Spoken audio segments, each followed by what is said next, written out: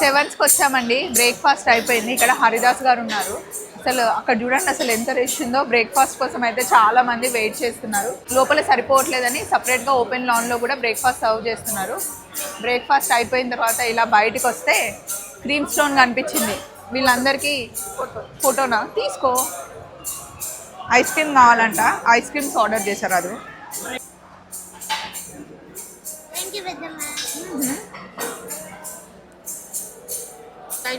Breakfast order చేసాం కానీ ఫుల్గా తినలేదు. ఫస్ట్ క్రీమ్ స్టోన్ చూసారు కదా, ఇంకా బ్రేక్ఫాస్ట్ ఏం వెళ్తుంది లోపలికి.